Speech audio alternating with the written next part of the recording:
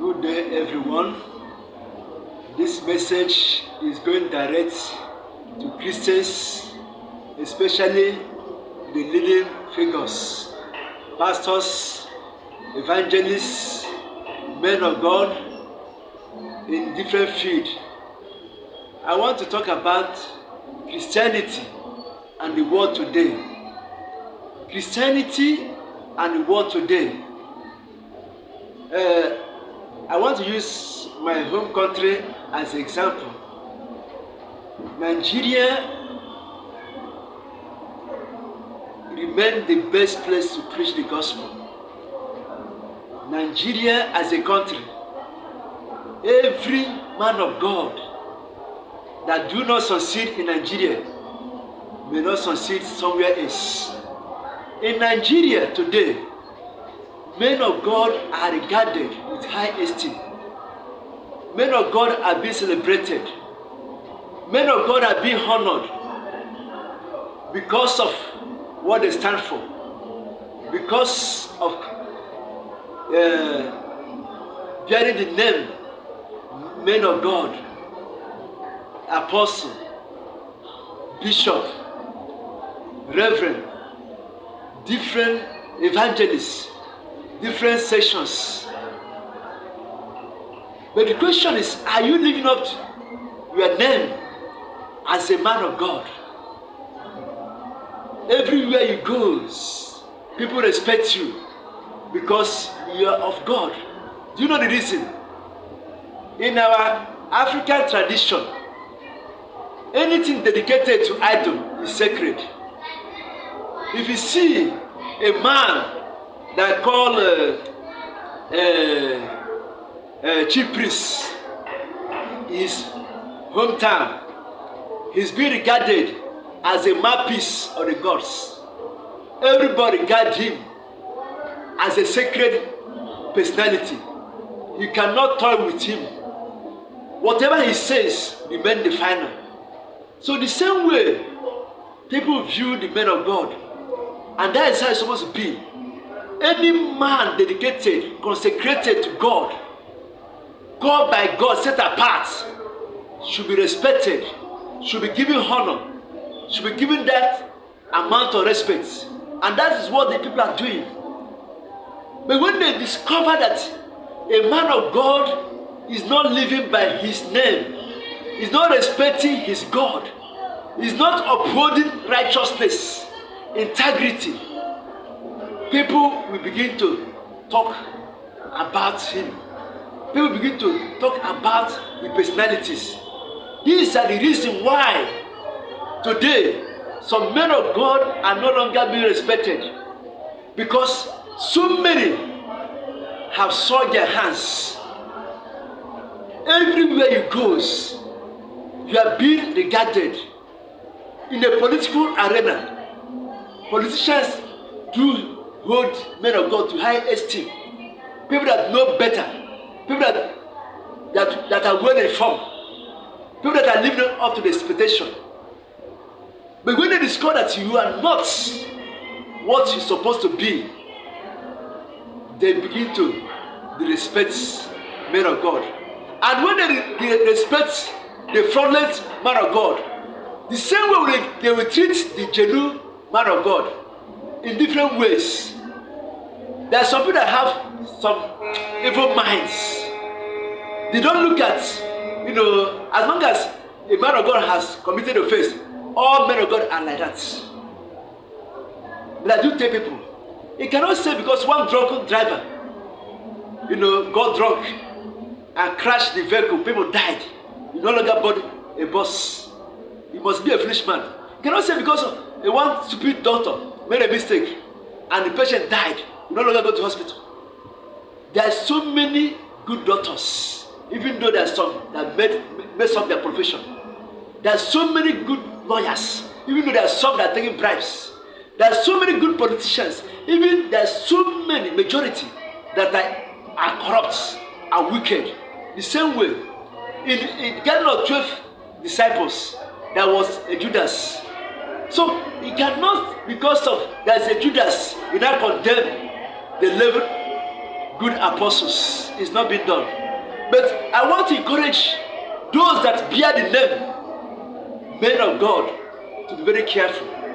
You are the Bible people read every day. You are the light that shines every day.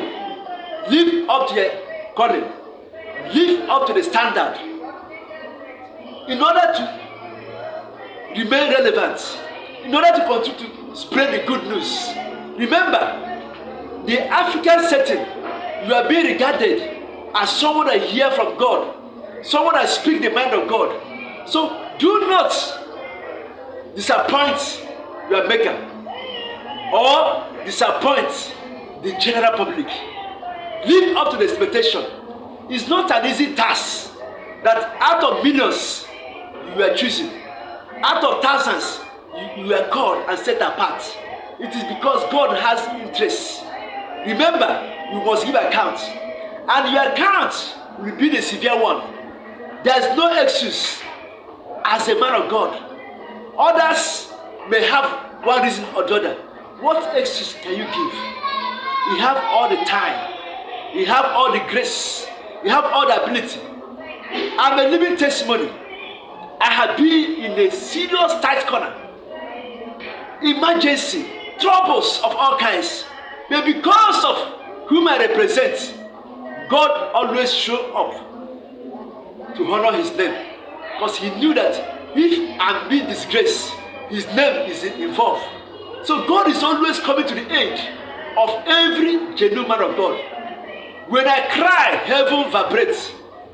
Because will I turn to unbelievers for help? The answer is no. All my hope, my belief is from above.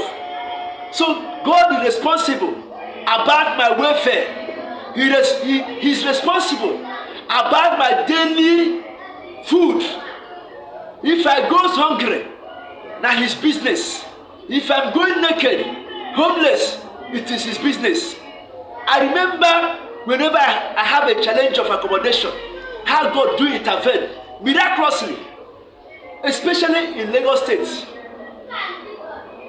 I have never seen myself walking up and down looking for a house or a place that God name will be praised.